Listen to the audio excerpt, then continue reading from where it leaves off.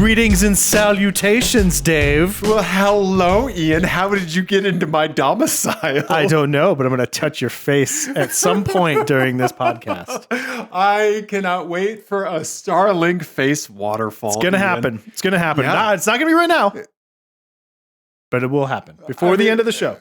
Before the end of the show. Okay.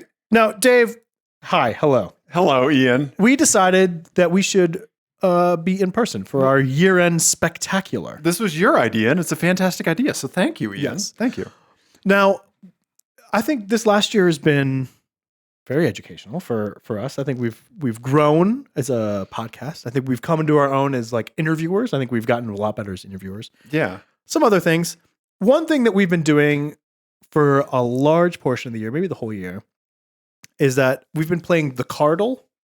Yes. Yes, we have. The Cardle. So it's like Wordle, but you have to guess cars. It's a great little website. I don't know if you want to show people. Well, don't show people yet because I don't know. Have you played it today? I have not. Excellent. Even better. Okay.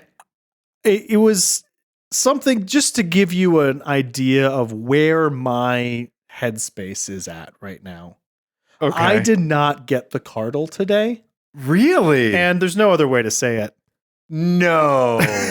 Ian, we're going to pull this up, Ian. We're going to pull this up. It's just the boys in a browser, Ian. We're going to pull this up. Cardle.uk. .co.uk? No, just UK. Just UK, Ian. Yeah. Cardle, a daily car quiz. Yeah. Okay. Yeah. That was the starting picture, was the whole rear half of a Volkswagen Golf. Yeah. Yeah. For some reason, I got it in my head that was a Polo. And like, I couldn't figure out. I got it. It looked short. The back looked short. So I thought it was a Polo. Mm-hmm. Guys, it's a Volkswagen R32, which I've owned for the last 12 years of my life. You have. Here, we'll show you the final picture there. Yeah. Yeah, this is the Mark 5, 6? That's the Mark 5. Yeah. And it also, in my defense, we did not get the 3-door version of... Oh, maybe I'm lying about that. Did we get the 3-door? I don't remember. Sure. The 2008. I don't remember. Yeah. Anyway... Are you okay? I mean, apparently not. Now I'm afraid that I'm smelling burning toast. I don't know. This is like me not being able to recognize a Saab 900. Right. Yeah. I mean, like temperature check? I don't How know. cold are my hands? Hands are freezing. You touched my face first. I did. I beat you to the face punch. Uh-huh. Yeah, I don't know, man. I don't know. Is it just like post-holiday come down? Like you might be. Yeah, like your daemons have been running overtime. Uh-huh. Yeah, page outs have been happening like crazy. Yeah. Yeah, Okay. the joy daemon has really overrun everyone else's resources for sure. Yeah, now you get to re-nice it back to like whatever you normally have it at. Yeah. Positive 20. A very small percentage of RAM for sure. Uh-huh. Yeah. Okay. But yeah, I don't know. How are you? You know, I'm hanging in there. The holidays are tough for a lot of folks. I'm very thankful that I'm on the other side of them now. Very thankful to be, recording a show with you. Cheers. Yeah. Just. Yeah. Well, Well, anyway. Yeah. What do you want to do first? Should we get into our long promised, talked about, show us your cars segment? Yeah, let's give the people kind of a table of contents of what they're going to get tonight. Okay. Ian. Yeah, besides maybe 1 or 75 additional face touches. Yeah. Because recently we haven't really recorded in person unless we have a guest. And I feel like face touching in front of a guest is just like, that's our version of like what behavior we need to rein in when we have guests over. Yeah. Exactly. Exactly. Like yes. when it's in our house, our kids, when they get in the house, they just immediately strip to their underwear just all the time. Sure. And it's like, we have guests over. Put on pants. Mr. Dave is coming over. Right. Yeah. Yes. Last time you came over, it was a big fight to get everyone to not be in their underwear. And this goes for you as well. Oh, yeah.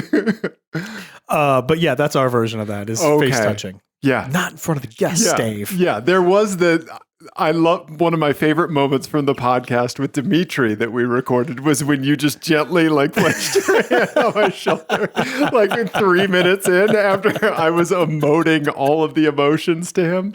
I forgot about that. Yeah. I love that. Yeah. So that was earlier this year. Yeah. Yeah. So some face touching. What else are folks going to get tonight? We are going to see some listener cars. Yes, we are. And then you're going to have to listen to me talk about music. Yeah. Some year-end music lists. Yeah. Two lists. Yeah. In fact. Yeah. I like that you've narrowed it down to 2 lists. I have 2 lists. Yeah. Okay. So, yeah. Of neither of them are 10. It's fine. It's perfectly fine because they're your lists, Ian. Thank you. Yeah, you get to do what you want. Yeah. Before the show started, I was like really agonizing because I have a list of my favorite, some of the favorite albums I've selected for album of the week over the last year. And I was just like, why? I can't get this down to 10. And I was like, why do I need to get it to 10? Yeah, who says? We've made this rule up. Right. So exactly. I'm not going to do it. Okay, you don't need to. Yeah. Good. You're getting 12. Good. I'd be mad if I didn't. Good. Okay. Let's see some listener cars first. Absolutely. And we'll just like sprinkle in lists, I guess. Yeah. So we put the call out for folks to send in their cars. If you're a listener of the show, we wanted to see your cars, right? This is something we've never done before and something that I would love to make an annual tradition. Yeah, right? That's a great idea. We did receive one person who sent us something that said, I don't listen to your show, but here's my blah, blah, blah. so you're not on the list. Unless you were joking, then tell me you were joking and then prove it. Yeah. Tell me which one of us likes taffy. Right. Yeah.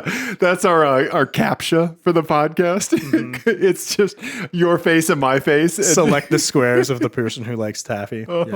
Yeah. And one of them is just like the corner of my eyebrow. And they're like, God, what is that? Yeah. But Ian, we have the folks here that have submitted stuff.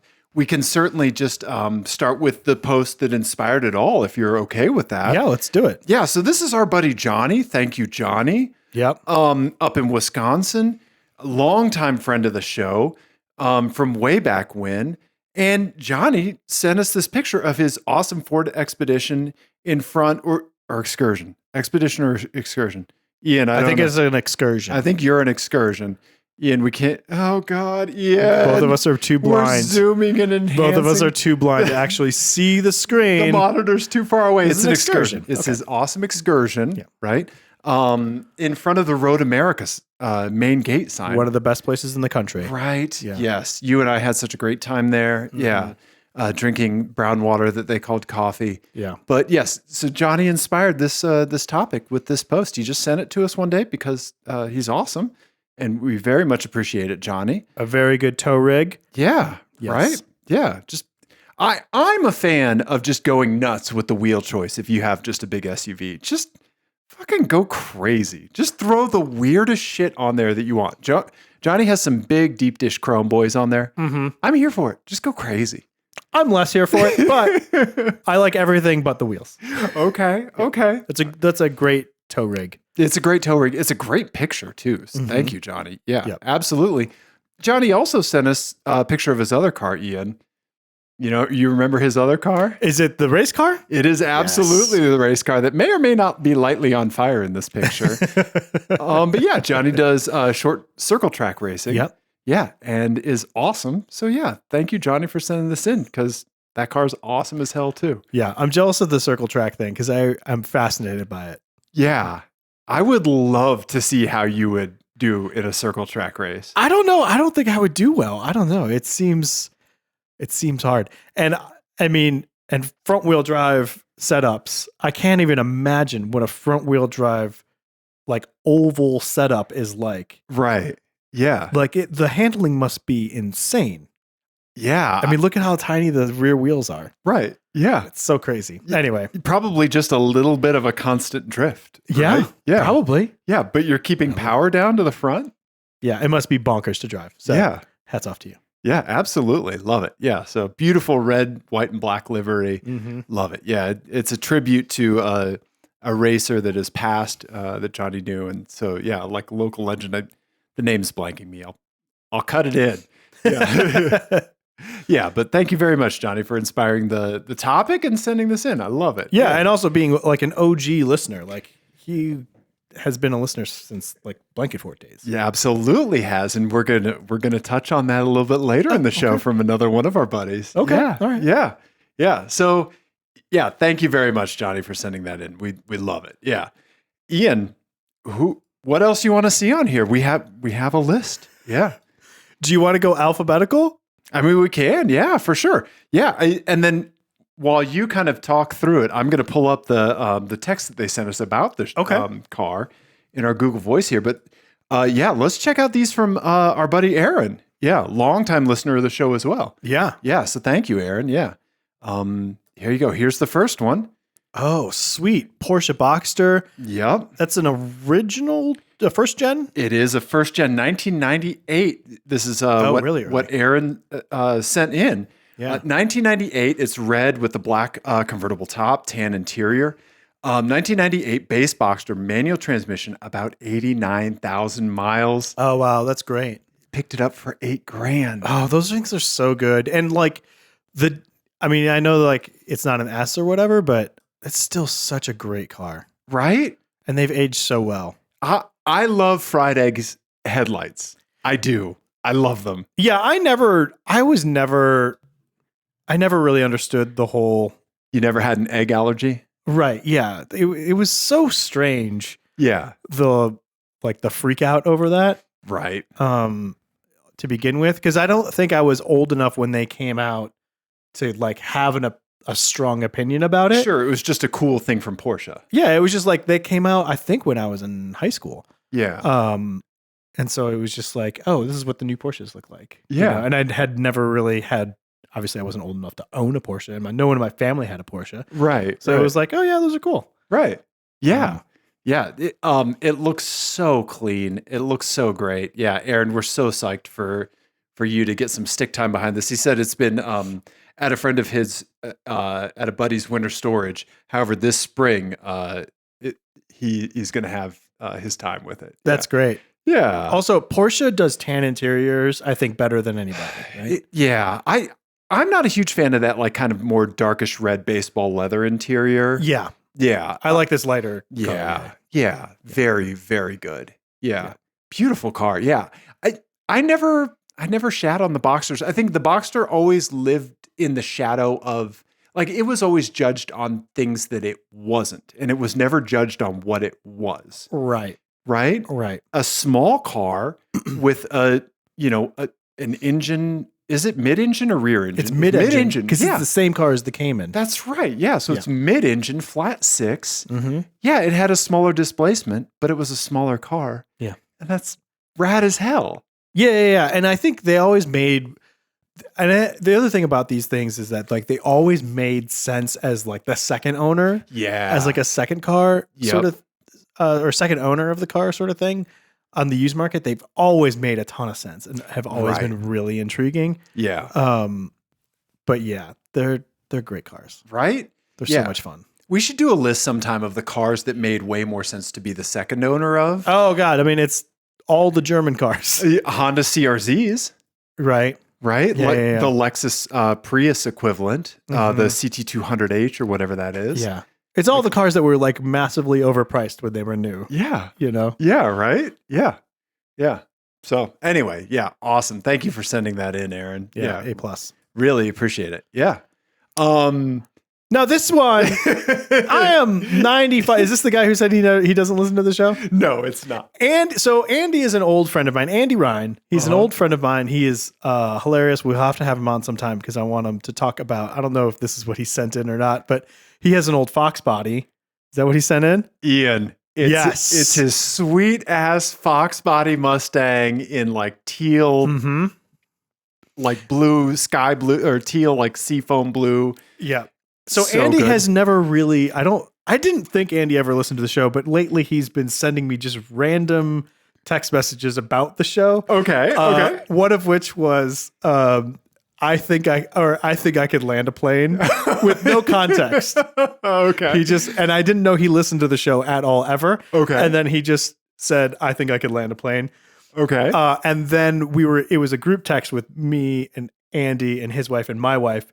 And we also have a larger group text with like all the other friends that we have. OKC folks, yeah, and stuff. And so then we started basically on our smaller group text talking about who from the larger group text could or could not land a plane. Okay. And we had definite opinions. And there was a consensus almost immediately. So there was not a lot of debate. no, and I'm pretty sure of all of those people, he's probably the only one who would ever listen to this show. Okay. So okay. I'm probably safe talking about it. Matt Murphy's?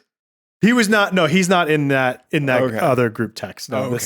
I mean, Matt Murphy could 100% land a plane. Yes. Yeah. I have no doubt about that. There is whatsoever. no one more cool and calm and collected. Correct. Right? Yes. Yeah. The 3 C's. Yeah. Uh-huh. Yeah. I would have him on either end of that radio and not worry about it. Yeah. I mean, Andy, I texted him back and told him I love his plate so much. His plate says, I'm a SNEK. Mhm. I am a SNEK, like no snap on snack, you know?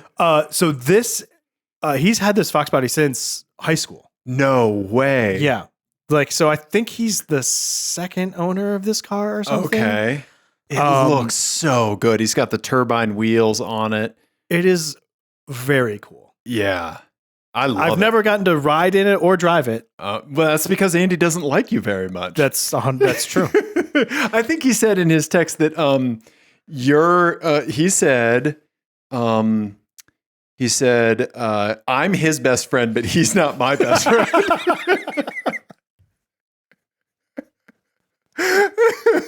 Yeah, he's very funny. I love Andy. Nice. Yes. Thank you for sending that in, Andy. Yeah, really appreciate that. Yeah. Yeah. Okay. Yeah. The mayor of Oklahoma City, Andy Rine. Thank you. Nice. Yeah. That Fox body is badass, man. It's Those very things cool. have aged so well. Yeah. Well, and Right? the values are like insane now. Yeah. Yeah. Blue leather interior. Yeah. I'm here for it, man. Really cool. Yeah. Yeah. Do you want to keep going? You want to get into album stuff? Let's keep going. Let's do one more and then maybe do one of the albums. Some albums. Okay. So our buddy Ben Brand sent some stuff in. Okay. Yeah. He's got a couple that he popped into the text message thread here. Yeah. So here's his Mercedes. I think this is a 560 SL. I don't know. An what SL this- 560. SL 560. It's an older classic Merc Okay. in the delightful Mercedes cream color. Yes. Yeah. That's not even beige, is it? Yeah. No. That's fantastic. Yeah, right. With the dark brown or black convertible top. Yeah. It's a great photo location as well. Yeah. It looks so good. Yeah. Thank you, Ben, for sending this in. And then he said, in regards to this next one, he was like, this is the best you're going to get. It's my Chevy Bolt and a very precarious parking position. So yeah. Yeah. On the Bolt on the trailhead where it belongs. Yeah. Yeah, those are great. Yeah. Right. Yeah. I love the diversity of stuff, right? Like, R.I.P. the Bolt. yeah. Yeah. Right. Was that this year? I think so. Yeah. Yeah. I think they announced that this year. Oh, well, yeah. Here's Ben keeping one going. So thank you, Ben. Yeah. Okay. Should we do a list? Yeah. You want to do a list? Sure. Okay.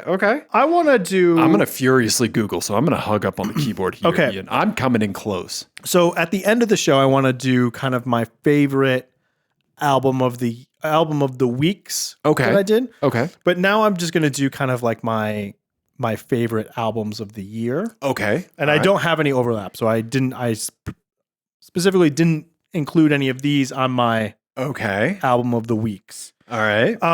So I have 10 here. And the first few are kind of in no particular order. And then I have a top 3 Okay. that I can't really separate. So I'll do the top 3 last. But Okay. this first one actually came out in 2022, but I didn't learn about it until 2023. And I've been kind of mildly obsessed with it. So I'm including it. Okay. The Chats Oh, yeah. Get Fucked. Yep. They are on Bandcamp. Yep. And my God, I mean, the opening song on this is 6 Liter GTR, Yeah. which is fantastic. And just everything about this album cover is just like, it is exactly what you think it is. Yeah. and it's fantastic. It looks like Neil from the Young Ones made an album, and he's Australian. Yeah, I love it. Yeah. It's so great. No, Vivian. Vivian was the redhead. Yeah. Oh, I don't remember. Yeah. Okay. Yeah. Yeah, there's a song on here where they complain about the price of cigarettes. I mean, it's It's called The Price of Smokes. yeah.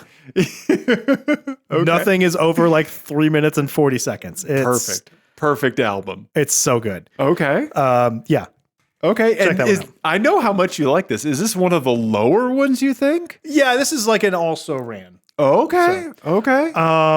So and then I have Feeble Little Horse, Girl with Fish, which we listened to like a couple seconds of in the car. Yeah, we did. Until I made you put on LCD sound system. Correct. Yeah. Yeah. Girl with Fish. Girl is with the one. Girl with Fish. Okay. This is like very like shoegazy revival thing that's happening right now. They are definitely part of that, and it's really good. Nice. So if you like shoegaze at all and noisy stuff, this is great. Yeah. For anybody who doesn't know what any of that stuff is, I heard a bunch of guitars at the beginning, and they sound like they were pointed straight at me, and I didn't hate it. Yeah. Shoegaze is like Jesus and Mary Chain. Yeah. Very droney. You're staring at your shoes. Shoegaze. What with the gaze? What with the gaze? Gaze. Yeah. Not shoe gays. Right. Yeah, they're Gaze cool, but with they're the not Z. that cool. Right. Yeah. Okay. Yeah, that's a good point. I should clarify Not that. Not a problem. Then also No Name Sundial was one of my favorite rap albums this year. Oh yeah, I remember you. Yeah, you mentioning this. Yeah. This is great. I really like this a lot. Okay.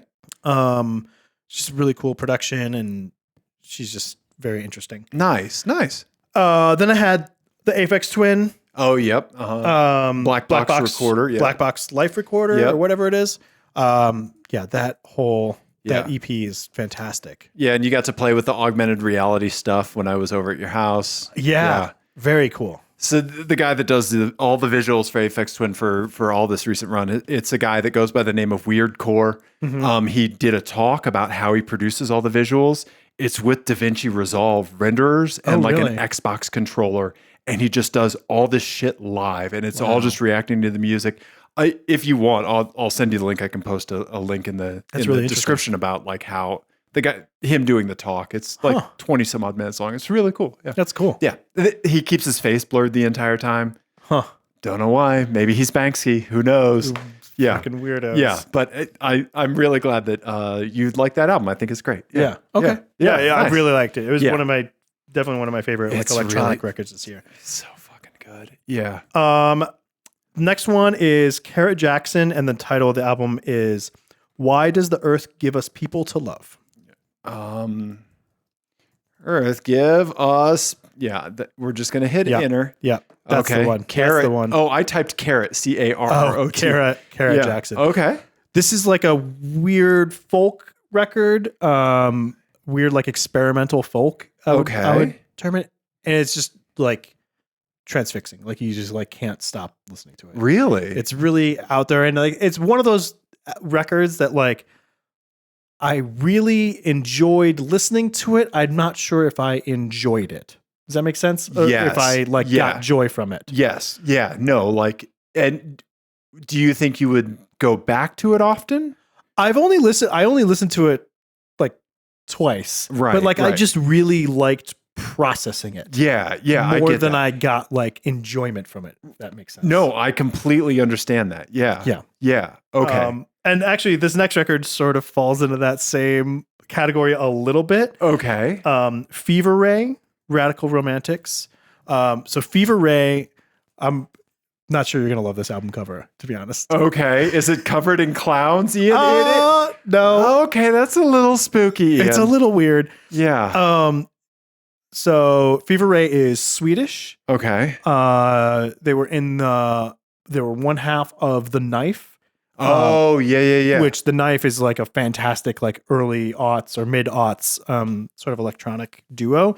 And then the Fever Ray stuff is very weird electronic stuff, but like, kind of like up the same lines of like Tobacco or Black Moth Super Rainbow. Yeah. Sort of in that vein of like weird sounds, Okay. but like great melodies and songwriting. Okay. Yeah. Okay. And then the last of like the honorable mentions is the Genesis Owasu album, The Struggler. Oh yeah, yeah, the Australian rapper, yeah, Yes. yeah. Okay. This record is so great. It's so many different like genres, kind of all, Struggler, Yeah. kind of all like smashed together. Yeah. Really, really good. So yeah, check that one out for sure. Okay. Okay. Nice, man. Nice. Top 3 time. Oh, okay. Let's do it. Or do you want to take a break and then I'll come back to my top 3? Let's take a break. Okay. Let's get through like maybe like half here. Okay. Maybe Yeah. maybe after. Yeah. Yep. Okay. Ian. Yeah, I like that, buddy. I'm happy with my list this year. Yeah. It's been a good year for music. It has been. There's been so much stuff coming out. Mhm. Yeah. It seems like everything that like when people were all locked down from COVID and they were in their studios figuring stuff out. Yeah. Like it seems like we're seeing all of that just hit all of the venues now. Right? Yeah, for sure. Yeah. There's drum and bass stuff coming out like every effing minute, you know? Mhm. Yeah. And yeah, I like it's hard to stay on top of. It's so hard. Yeah. Right. Yeah. Clinging desperately to my youth. Yeah. Welcome to the club, buddy. Yeah. Yeah. Yeah. Okay. All right. Next on the listener cars, our buddy Brendan Garst from Shift Colorado magazine. Okay. Yes. So we'll put a link to Shift Colorado. If you're not hip to Shift Colorado, it's a free digital magazine that just basically destroys like it's so good. It's so good. Like just top tier production, amazing writing. Yeah. Our buddy Steve is a part of it. He's the editor in chief. Mhm. Wait, Brendan is the editor in chief.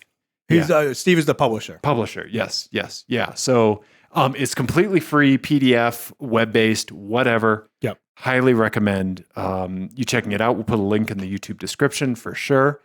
Yeah, but here's his 2 cars, Ian. Here's the first one. He has a badass Audi R8. Oh shit. Right? Yeah. Yeah. I love that. And he's got a vanity plate that says garbage. Uh-huh. Yeah. Yeah, with Which, the R okay. with R8 as the RB. It's the R8. Oh, I get it. Yeah. Okay, great. Yep. That's pretty great. Yep. And he said there was an interesting trend that when people send us their cars, right? When we said we want to see people's cars, I think, and this says more about us, I think, than it does them. Uh-huh. But they told us how we are perceived because a lot of folks, including Brendan here, expected us to roast their cars. Oh, okay. Maybe that's just you. It could be. I mean, I'm not going to argue with you. Yeah. Yeah. Was that just you? What, that people were expecting me to roast their No, cars? that like, yeah, just people for some reason said like, roast my cars. I don't know. I think there's a whole subgenre of like roast my car. Oh, okay. Like YouTube videos or whatever. Gotcha. Okay. So that's probably what people were expecting. But I used to see them all the time because like Drive Trap was big on those. Yeah. Yeah. I never once clicked on one. Yeah. I don't know. Just not our thing. No. So, I'd rather roast Dave to his face. yeah. I would rather roast Ian or just do a mental health check-in because he didn't recognize a Mark V Volkswagen Golf on the Cardinal. Ian, typical Ian, you were 1,000% overthinking it. The mental gymnastics that you do for your fantasy F1 lineup was the same thing that you did for that Volkswagen. That was my mental health self-care this year. Was I stopped doing the fantasy F1 lineup. I just couldn't do it. Did you? Okay. Yeah. Okay. Yeah. I stopped looking for Maserati Quattroportes on Craigslist. Well, congratulations Thanks, on your man. recovery. Thanks, You buddy. should write a book or something. Help the rest of us. Anyway, let's see the other. Let's see what's Brendan's other car. Okay. Well, I think you're going to like it. I think he's roasting it in this picture more than we ever could.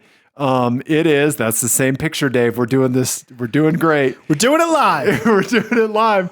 Brendan has a DeLorean, Ian. Okay. Yes. I remember he told us about that. Uh-huh.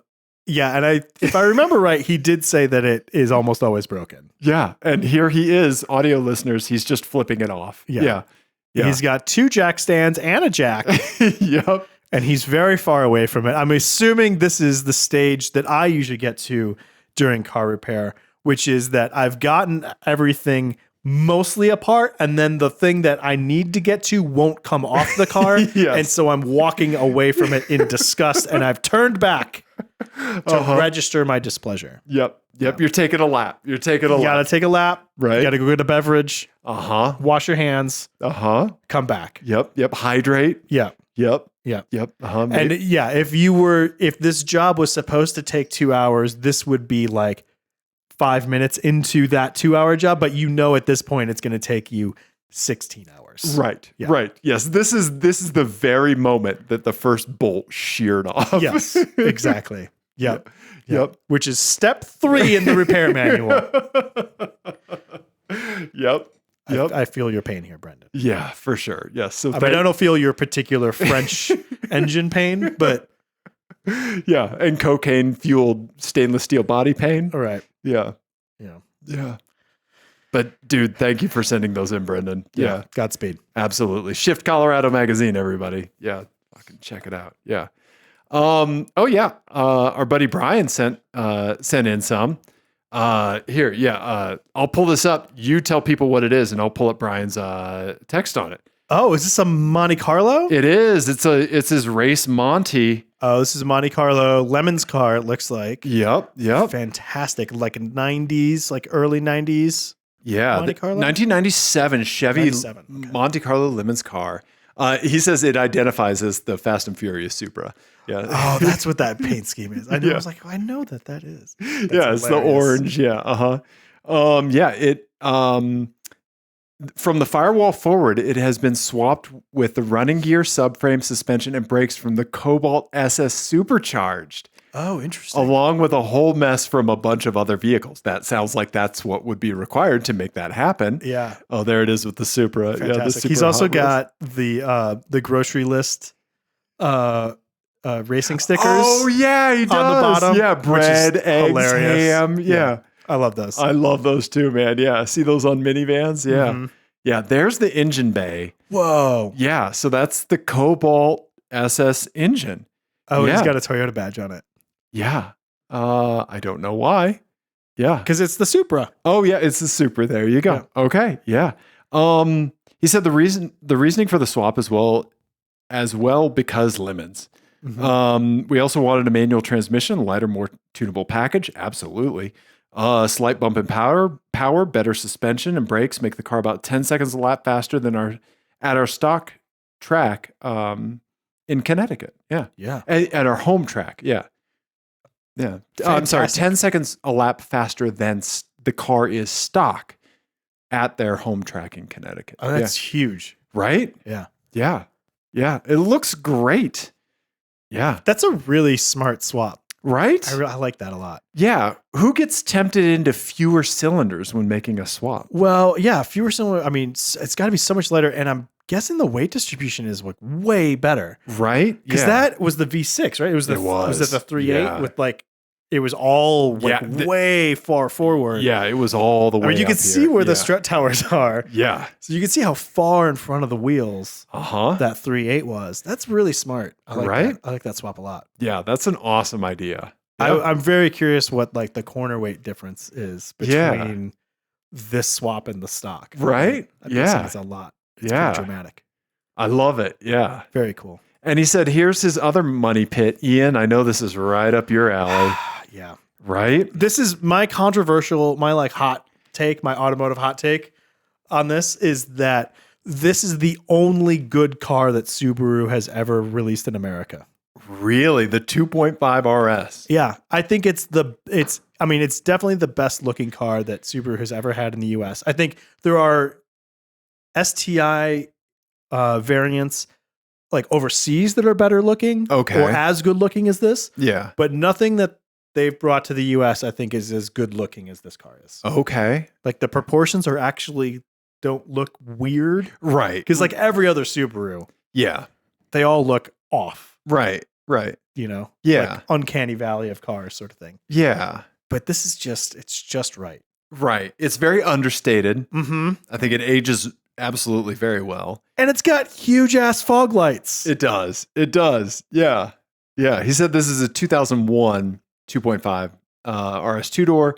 He's the original owner. Oh, wow. Purchased the car with 90 miles on it, Ian. Wow. It currently has 101,000 and it has not seen snow since 2006. That's amazing.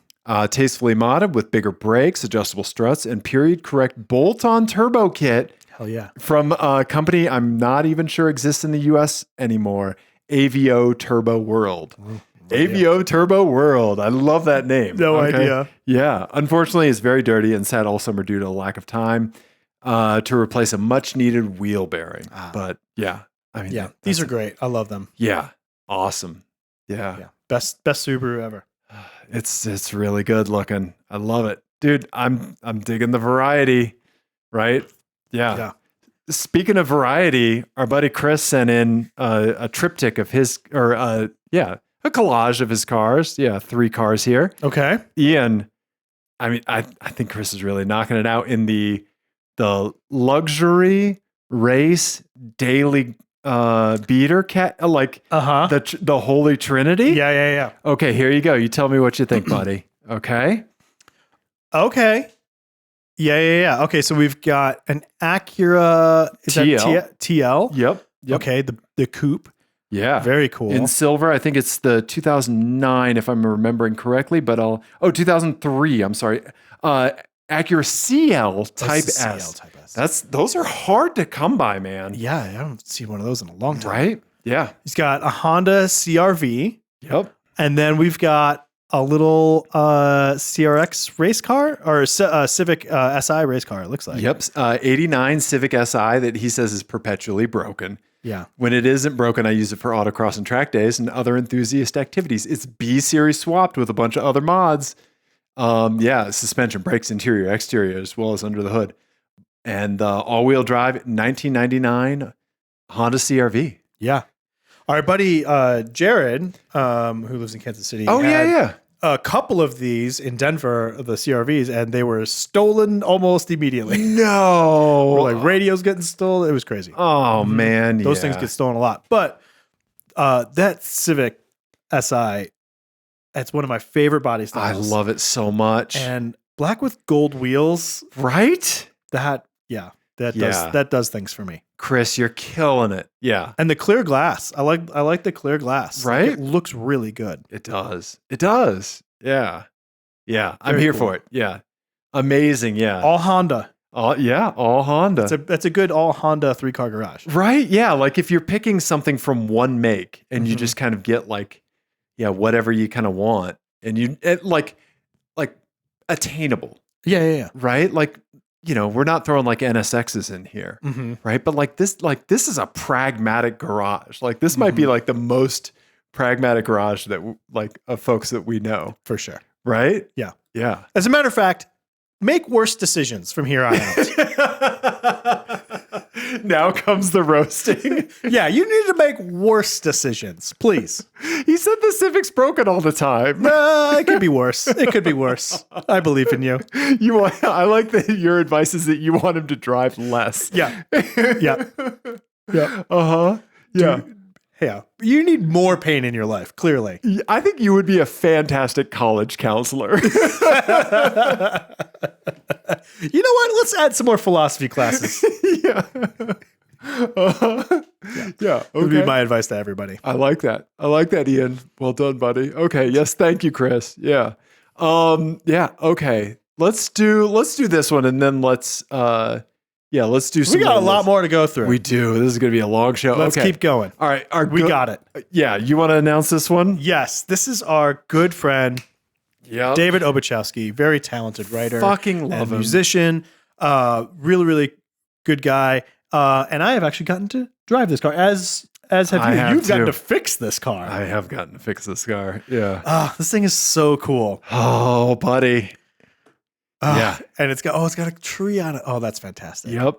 It's his Peugeot, what is it? 405 MI16. Okay, I knew I was going to fuck that up. So thank you for covering me on that. 1989, if I remember correctly, because I thought of Pixie's Doolittle. It is delightfully odd. Yeah. And very, it's strange to drive, but it's great. Yeah. It's fantastic. I love it. David's made some perfect mods to it, like the little Peugeot racing stripes on the front grille, the Peugeot applique on the door. Yep. Yeah, this is an awesome car. Yeah. Yeah. I mean, it very much feels like if the French made a Saab.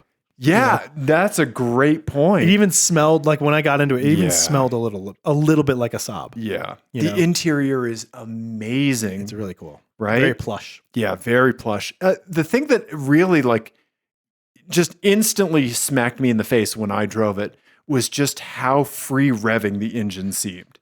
It just seemed like there was no rotational inertia whatsoever. It just wants to rev right away. Yeah. Right? It seems like it weighs 5 pounds. Yeah. It's really, it's a really weird, it's an odd car to drive because it's so revvy, so fast. Like it was hard to, like you had to retune your brain. So similar to like when you first get into a Saab. Yeah. Like the first, 100 feet in a Saab is like, wait, what is this? What's happening? And this is sort of the same thing. Yeah. Yeah. But in a just a great, weird French way. Oh, love it. Those factory wheels are some of the lightest wheels I've ever held in my hands. Oh, really? I mean, that like they just come like they float off. Really? Oh, wow. Like so much so I was like, is there part of the wheel still on the hub? Did it come part by hand? Yeah, That's no, funny. very, very light. Yeah, so yeah, amazing Peugeot. Yeah, thank you, David. A+, my favorite so far. Yeah, I love that he sent that in. So thank you, David. Yeah. Did you hear that, Andy? This one's my favorite. Okay. Now, getting back to the old school, somebody that's been with us for a long time, our buddy outside of Chicago, Eric. Yes. Yeah. Eric has been a very long time listener. Yeah. Yeah. Very, very long time. Absolutely. We love you, Eric. It sends us so many great license plates. Yes. Yeah. There's like unhinged license plates. Yep. Yeah, but he sent this in here. Ian, tell people what you see. I'll pull up Eric's comments on it. This is a Honda Accord. I'm going to say it is a 2018, 17? Let's see. Somewhere in there, maybe? Yeah, hang on. Be wildly off. It is his 2014 Honda Accord Sport. He said, here's my boring car. Bought it in 2015 with 23,000 miles on it. Has 105 now. Eric is like right on point. He says, it's been perfect for what I needed to do, which is be comfortable for me. He's taller than me. He's 6'5". Oh, wow. Yeah, right. On his 30-mile round trip commute across the suburbs. It's reliable as hell. Of course it is. Yeah, only needing some minor things over the years. He says it's his favorite Honda color. It's the Obsidian Blue Pearl, which is an awesome color. It is a good color. Right? Yes. Yeah. I will say, Eric, you could also make worse decisions. He has a family, Ian. Kids learn from bad decisions. Okay. You want to model really good behavior as a parent, but then every once in a while, you need to show your kids like this is what happens when you're an idiot. Okay, consequences are real. Yeah, consequences are real. And now you're walking to school. I'm sorry you have frostbite. Daddy's not perfect. Okay. Yeah. Well, Eric wrote us a very nice note, and he said he doesn't have a fun car right now. He's put most of the fun money towards travel. No regrets. Yes, Eric, we have another Eric Internationale segment coming up. Okay. Yeah, so thank you, Eric, for sending in cars from your travels.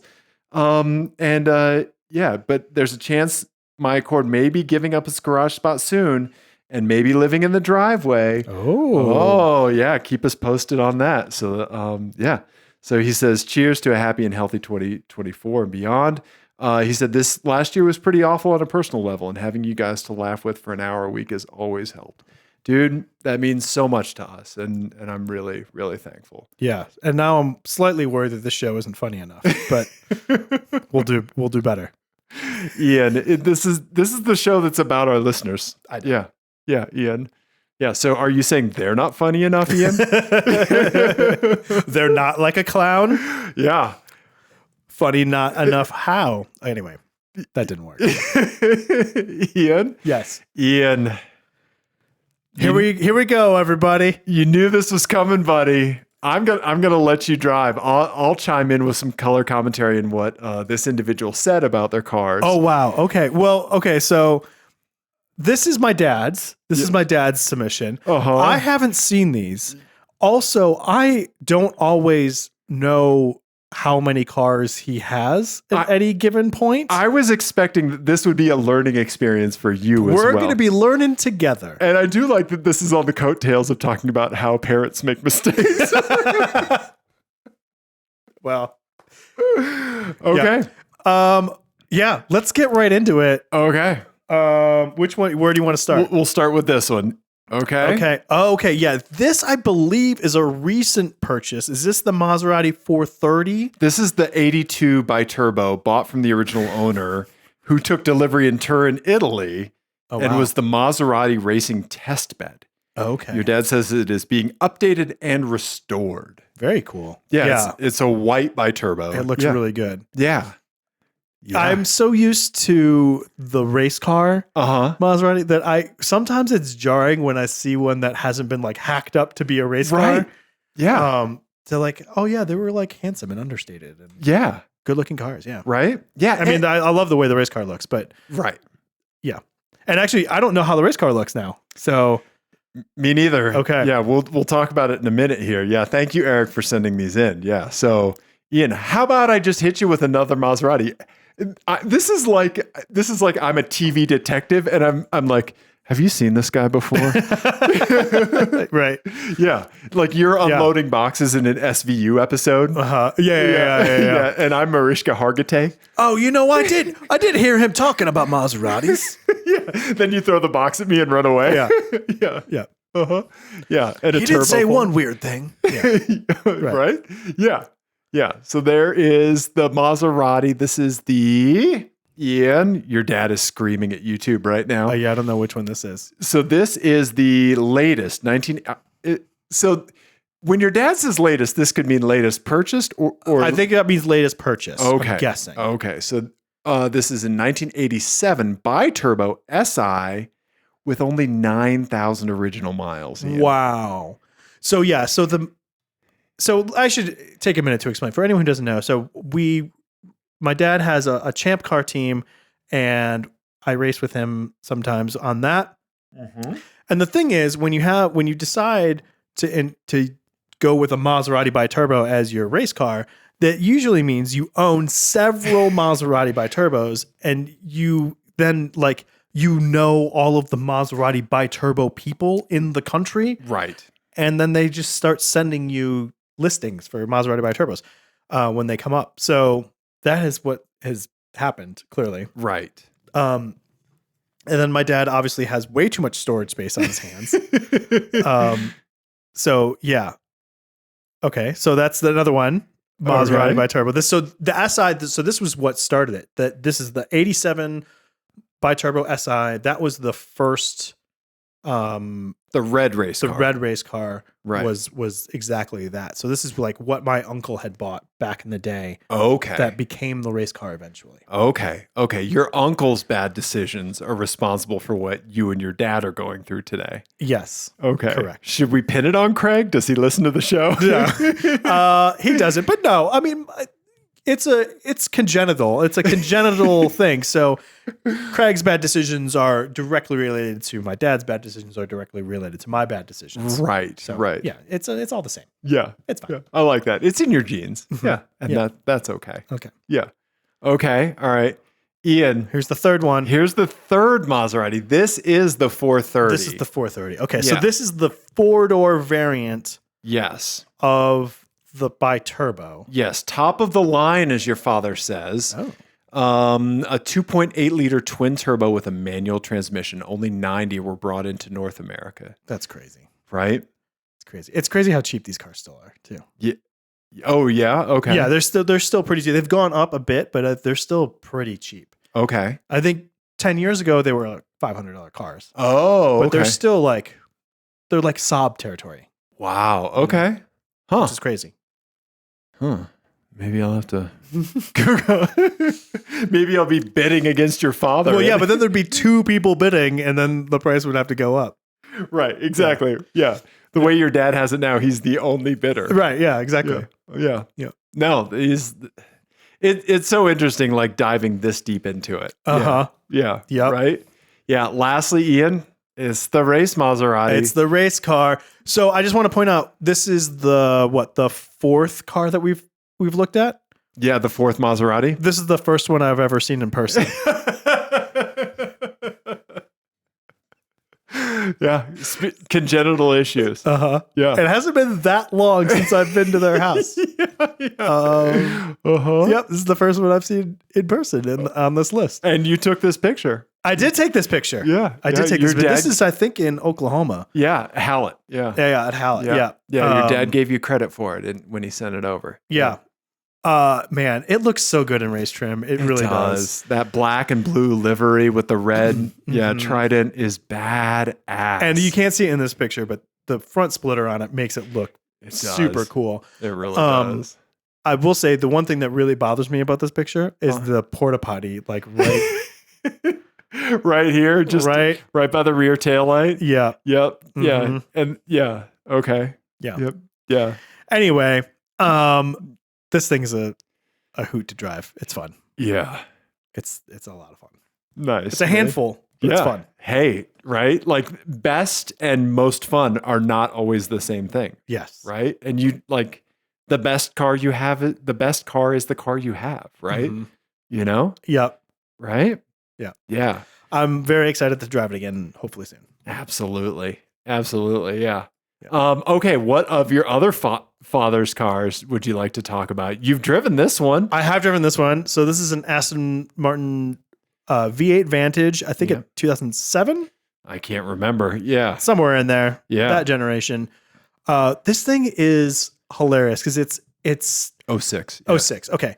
It is more of like a muscle car than I thought it was going to be. Like, I thought it was going to be very delicate, and it is not. It is very like, it drives like the Z. Really? Like punch you in the face? Like, you kind of have to wrestle it around a little bit? Yeah, like it just wants that sort of interaction. Like it's not like a real precision thing. Okay. You know, and I've only really driven it once or twice, I think. Okay. And like only once on like a fun like back road or whatever. Sure. And yeah, it was just like it drove a lot like the new Z. Okay. Felt very old school and you know, like it handles well, but it sort of delivers power kind of like a muscle car. Like big inputs, you know? Huh. Yeah. Normally you think like something so refined, just razor's edge. Yeah. Rolex, you know, like perfect precision. No, it's a fucking hammer. It's great. Which is wild. Yeah. It is wild. Yeah. Yeah. That's great. I love it. Okay. All right. Yeah. Speaking of hammers, here you go. Yeah. Ian, this is the interior of your dad's Volkswagen Passat W8. Yes. This car is such a strange thing. Yeah. It's such a strange car. Very rare. Yes. Especially with the 6-speed and all that.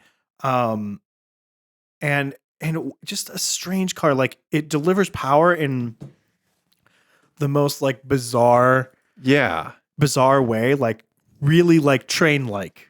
Yeah. You know, like it just keeps going, but it doesn't ever like fully pin you back in the seat. Right. You know, it's only 270 horsepower out of their W8 engine. Yeah. Yeah. But it is intriguing. Like it is a really cool car and it just feels different. Yeah. Yeah. Torque is 273 at only 2,700 RPM. Yeah. It's a really bizarre feeling car. I drove an automatic wagon version. Oh, okay. That was not in great shape, but you're right. It doesn't feel fast. No. But it doesn't feel slow. Right. It's a very strange car. I mean, it's definitely like one of those things like, oh, this is built for a purpose and we don't have that purpose. Like it is built for Autobahn. Right. Just erase a continent sort of thing. Yeah. when we picked this up, I picked this up with my old coworker Lex. Yeah. Down in southern Colorado. Actually, it was a Colorado car. Okay. And we had my car, the R32 and the W8 on back roads together. Okay. It was very interesting. Yeah. Because they were pretty evenly matched, honestly, Right. in just like terms of like raw speed or whatever. Yeah. I think my car was definitely faster through the corners because it was a couple 100 pounds lighter, I think. Sure. And just like shorter wheelbase and stuff. But yeah, it's a really good cruiser. Nice. As a long distance cruiser, this thing kind of rocks. Nice. Right on. Yeah. And it's super rare. Yeah, it is crazy rare. Yeah. Your dad really likes it. Yeah. Yeah. It's like I said, it's like it has a thing about it. Right. Yeah. I don't know that it's great. Yeah. But it does have like it gets its hooks in you. Okay. Yeah. This makes me think of like those like, well, like when somebody's struggling with translation, right? And they're like, "Oh, we have a word in German, but there is no word for it in English." Yeah. No, that's a great analogy. That's what I think this car is. Yes, right? 100%. It's like one of those untranslatable things, but you're still like experiencing it. You just can't quite put that label on it. Yes, that's a really great way to put that. Oh, thank you. Yeah. Huh. Yeah, there is a German word for this, and there is no English translation. You're correct. Yeah. And then, Ian, we got to talk about the last one. Yep. Okay. Ian. And lastly, we have the Alfa Romeo Giulia Quadrifoglio. Yep. Yeah, this thing's a fucking riot. Yeah. Now, are you aware of what a riot I'm not. is? Ian. You have some track experience with this, right? I just got rattled around in the back seat. It's okay. Face touching has happened. I'm going to let it go. 2023, Ian, is the year that I finally let go that I've never driven a Alfa Romeo Giulia Quadrifoglio. Okay. And I'm never going to call you out for it ever again. I'm letting it go. I don't believe you. I'm letting it go. Okay. You're meeting Zen Dave. Wow. Yeah, this is what happens when I reach a certain level of taffy intake. But okay. I need to get your opinion on this. All right. Pretend this isn't your father's car. Okay. It's a great car. Yes. Okay. Do you know what his vanity plate means? He explained it to me. And to be honest, I forgot.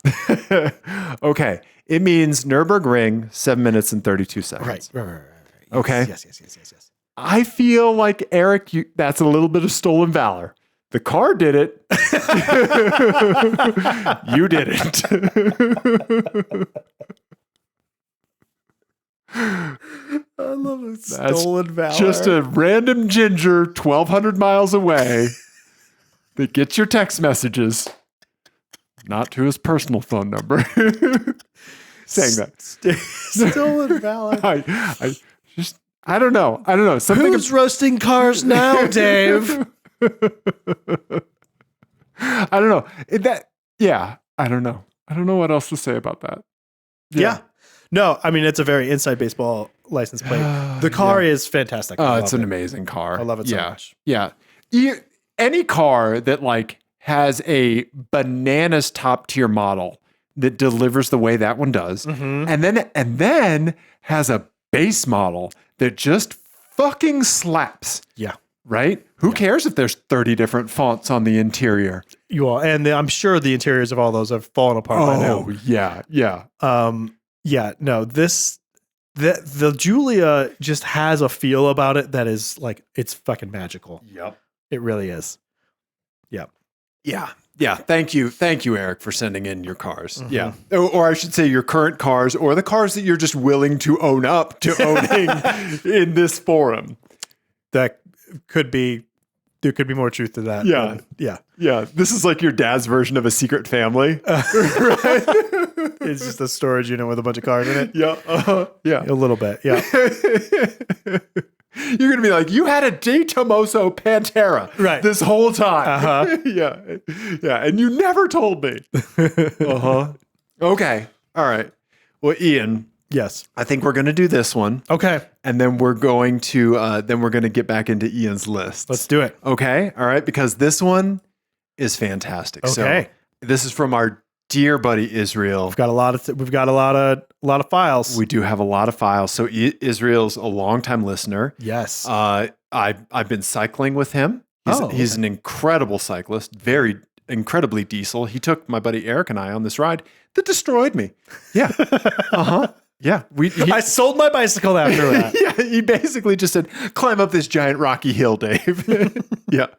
And so no, Israel's an incredibly nice and incredibly bright individual. Very thankful for his friendship and for what you send to the show and your friendship over all these years. So thank you very much, Israel. So Ian, I don't know if you know this or not, but Israel, he's moved back to Kansas City from the Springs a little while ago, but he has one of these, Ian.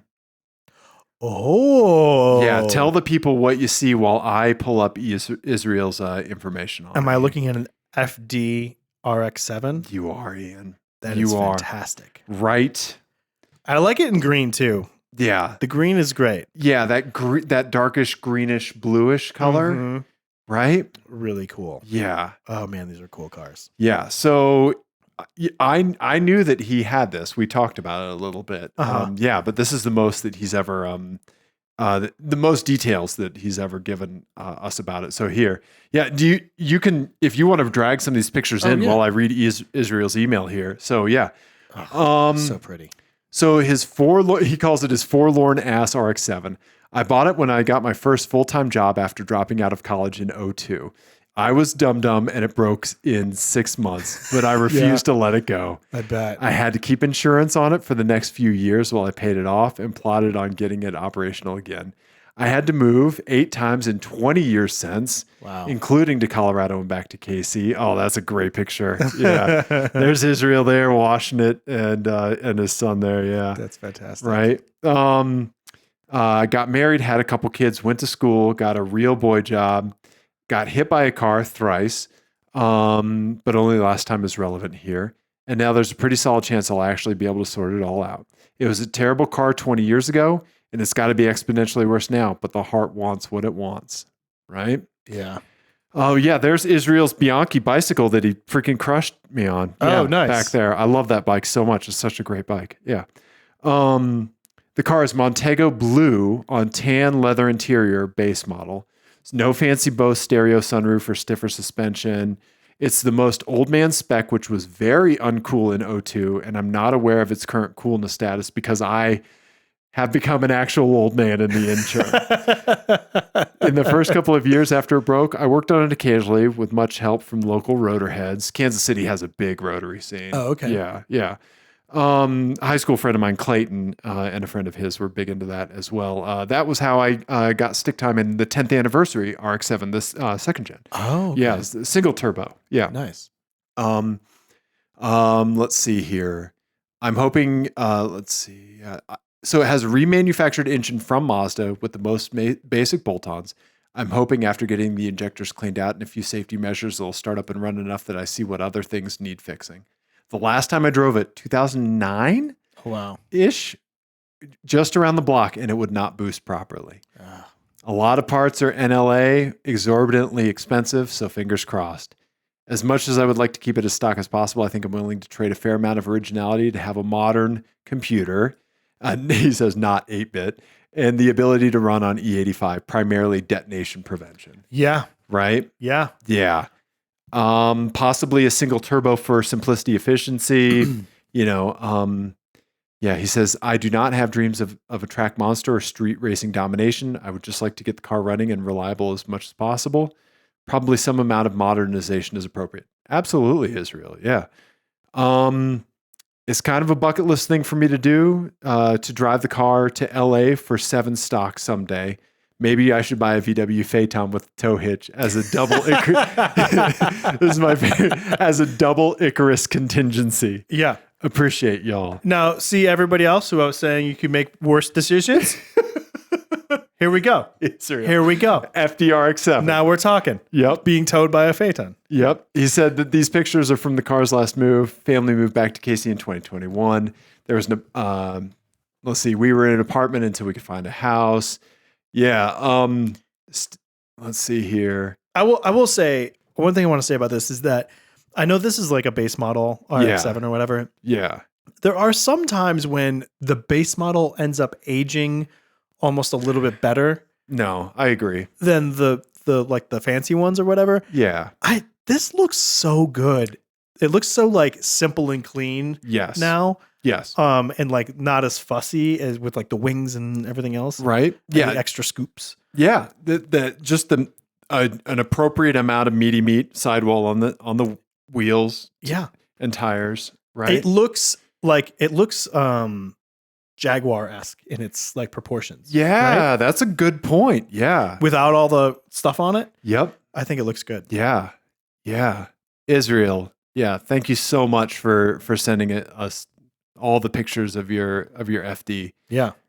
We love it. Man, we are spoiled for good cars tonight. This is great. Ian, our listeners bring the effing heat, man. They really do. Yeah. Okay. We're going to do some tab cleanup so my computer doesn't freaking crap the bed here. Yeah. Yeah. And then we'll do another list. Yeah. Let me close the 90 tabs of cars that your father sent us. Yeah. Yeah. And then we'll do another list. Okay. Okay. What do we say we do my last 3 albums from my favorite of the year list? Okay. Yeah. Let's do it. Okay. Yeah. Okay. Okay. So yeah, let's say these are in order. Number 3, Okay. Squid Oh, Monolith. Yeah. Very, it's just Monolith. Yeah. I've listened to this album. Yes. Oh, you did listen to it. Yes. I love this record. It's a little bit out there, like weirdo, like post-punk sort of thing. Yeah. Kind of jazzy Yeah. in spots, but just really, really cool. And like, I don't know, the part of that whole like young kids scene out of England doing like just cool shit. Yeah. So Yeah. This album is definitely it's got a good potpourri element to it.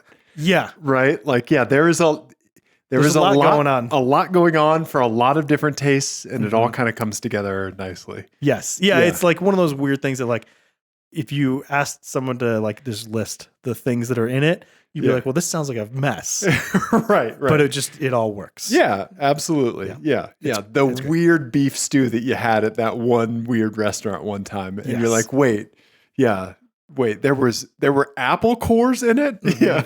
No, it was the best. Yeah. Okay. Highly recommend this album. It's Yeah. fantastic. Okay. The second one is Are we going from 3, 2, 1? 3, 2, 1. Yeah. Okay, countdown, buddy. Okay. So number 2 is Mitski. The land is inhospitable, and Yes. so are we. Yeah. Man, this record is gorgeous. My top 2 are both very beautiful records. Okay. I don't know, something about Mitski, like it never connected for me before. I would listen to the albums and I'd be like, that was great, but I don't need to hear it again. This thing just like got into me. Yeah. And like I can't stop listening to it. And the opening song in particular was kind of like a single or whatever, but it's really, really good. Bug Like an Angel is a fantastic song. And the whole album is really, really pretty, and there's like little country tinges in it. Okay. But I wouldn't call it like a country record. Okay. And certainly not like a new country record. Like it's just very, very pretty instrumentation and everything else. It's great. Nice. I think that it's so interesting when like it's not them that like they change something that finally lines up with us. It's like that we ourselves have changed.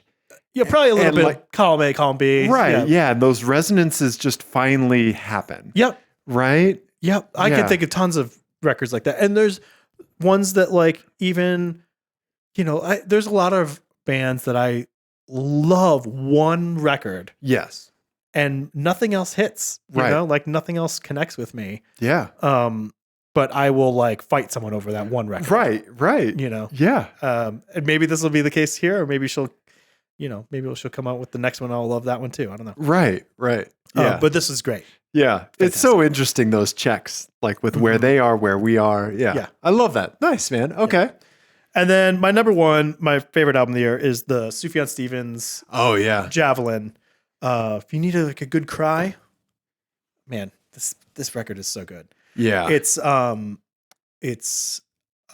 gorgeous and wild. Like there's like crazy instrumentation in it, and like just weird stuff happening. Yes. But it's also just beautiful, and like the story behind it is really sad and devastating, but it's definitely my favorite of the year. Nice, man. It's just so much going on. Yeah. It's great. Yeah. You love an album with like, I don't know, you like some very, very pared down things as well. But yeah, my favorite is like, there's a lot. Yeah. Yeah. Like Wall. Yeah. Even if it's simple sound, I do like space. Yes. And stuff. I like big space, especially with like drum sounds. Like I like big spacey drum sounds. Yeah. I think about that Ibibio record, like a big, wide, expansive album. Yes. Yeah. Yeah. But yeah, I don't know. I like something I can like dig into and hear something different every time I listen to it. Yeah. Yeah. This definitely has that. It does. There's a lot going on. It does. Yeah. Yeah. Right on, man. Okay. Anyway, so yeah, that's my top 3 of the year. I know that this Sufjan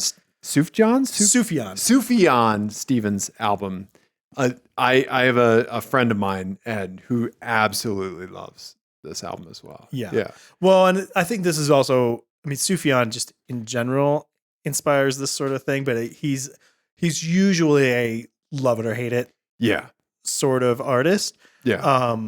And I have always really, really liked, he has a lot of different phases of his career. Right. And I've liked all the different phases. This has all of the phases smashed together. Yeah. This is Large Hadron Collider of his. It is. Yeah. So there's like strummy, so if you've listened to like one of his records in the past. Yeah. Like I listened to a couple of his electronic ones. Oh, okay. Yeah.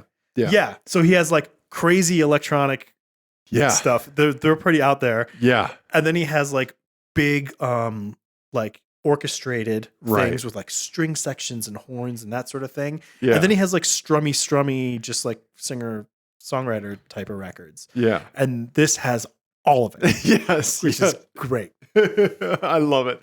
I love sometimes in the same song. Yeah. I love that you like if there was like a Michelin 3-star buffet. Yeah. Like that's the kind of album you're into. Yeah. Right? Yep. Yeah. Mm-hmm. Yeah. Just expansive, bespoke. Yeah. Variety. Fantastic. Yeah. Nice, man. Nice. I love that. Right on, dude. Yeah. Nice. Those are solid lists, Ian. Thank you. Yeah. Absolutely. Okay. Let's keep going. Buddy. We've got more. We've got more freaking cars, man. Yeah, because people are awesome. I feel like we're doing a telethon right now. Like phone know. lines are open. Right? Phone lines are not open. No, and we're not raising any money. We're actively losing money as this is going on. Yeah, that is the one thing that has been very consistent with this. Yes. The march of dimes away from us.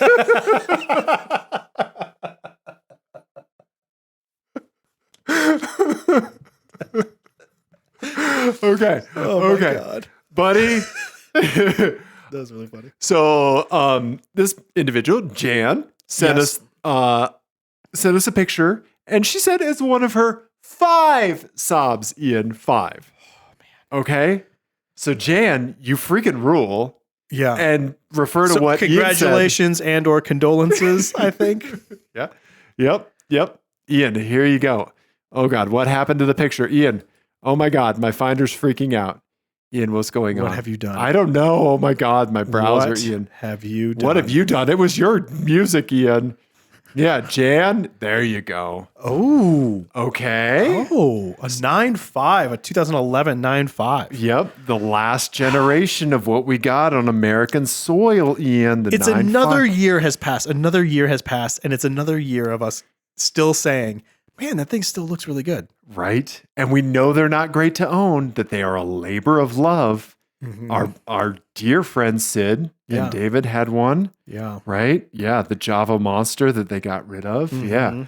But Jan said, listen to this, Ian. And this is either near where she lives or this is just where it broke down. This is where I'm assuming this is where it broke down. Only Jan can answer that. Only Jan. Thank you, Jan. And so listen to this, Ian. Mm-hmm. Okay. This is the current favorite of my 5 sobs. Okay. Meaning it's the one that's running. That's what that means. I think that there's going to be some stuff that makes you like it more. Okay. 9.5. She says T4P. I don't know what that means. T4P. Well, I know what the T4 means. I don't know what the P means. So Saab back in the day had trionic engines, T5 and T7. Yes. So this is not that. No. So you could get this with the same engine that I had in the Turbo X, Yes, the 2.8. The Turbo X. The Turbo X, yes. Because the R fell off. It's fine. It was weight savings. You could get it with the 4-cylinder turbo or the 6-cylinder turbo. Yes. So this is the 4-cylinder, which is supposed to be the more Better. reliable, Yes. better engine. Yes. But I don't know what the P stands for. Me neither, but Ian, 6-speed manual. Oh, wow. Oh, that's rare. Those are super hard to find. Yeah. Open air intake, 3-inch catback, and Hirsch exhaust. Hell yeah. So that has to sound freaking great. Yeah. Yeah. I've never driven one of those. Yeah, me neither. I love the way they look. They Right? still look so good. They do. They look like a freaking aeroplane, man. Yeah, they look so great.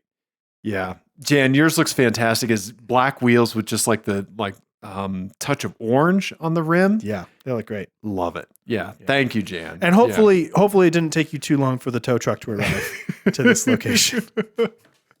Hey, if you have 5 Saabs, you probably have married into a tow truck family. Yeah, right. At that point. That's the only reason. Yeah, that's the only. Yeah, right. Yeah. Hey, right. Miss my Vigan every day. Right back there, Jan, right over Ian's head. Right? I miss my Turbo X sometimes.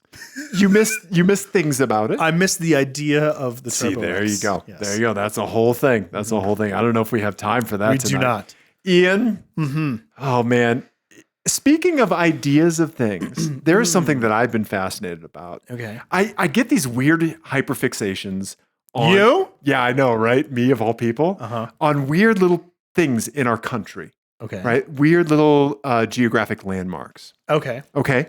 One was the Randy's Donuts in Inglewood up to no good. The big donut. Yes. Yeah, Right? you love that thing. Yeah. Yeah. Right? Yeah. The other one was the Bean in Chicago. Okay. I don't know why. I just want to go to the mothership and just be near it. Like it just makes me feel like a complete human being. Can I tell you what you're going to see when you go there? Oh, I've been there. It's 700 people all attempting to take the exact same photograph. Right. Of a reflective surface. Just Yeah.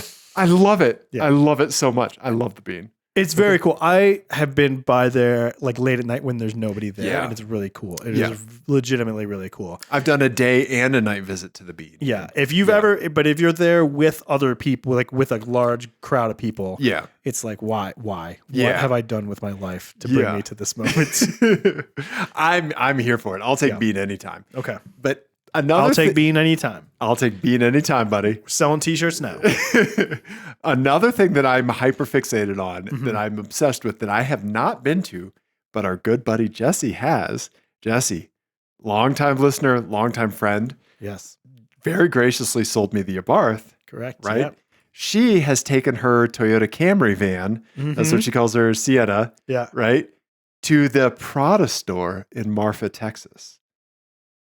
Do you know about this? I don't know about this. I don't know what this is. Okay, so I could be a little bit wrong with this. So this is basically kind of like an art installation Okay. in Marfa, Texas, which is in the middle of nowhere in Texas. Right. But it's supposed to be like an artist community Yeah. kind of in the middle of nowhere. Yeah. Right?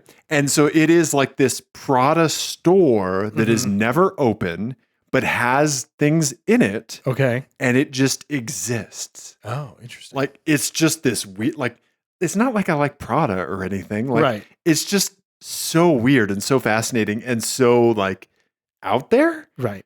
It's just Right? meant to be like a Yeah. weird juxtaposition, right? Right. You got a Prada and you're in the desert. Right. Yeah. Yeah. And here's Jessie with the picture of her minivan in front of it. I like it. Yeah. Right. Yeah. So let me read what Jessie sent us about her minivan, because she's had it for a few years now. She said, favorite car pick submission, now at 255,000 miles. Wow. Right? Previous owner said it had at least 100,000 miles left in it when they sold it, and he's right so far. Right? She said it's the boringest of cars, but it goes to all the fun places.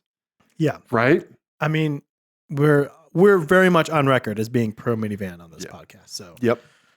yes, Yeah. we salute you. Absolutely. Yes. What's our salute again? I forget. Pinkies out, palms up. Palms up. Yeah, maybe an oil stain on the elbow. Exactly. That we don't know is there and we keep getting it on the couch. Uh-huh. Yeah, uh-huh. Yeah, okay. Yeah, but Jesse. I like that we're on a couch when we're saluting. Yeah. That classic saluting locale, the couch. That's where we go to recover from the sheared bolt, Ian. Yeah.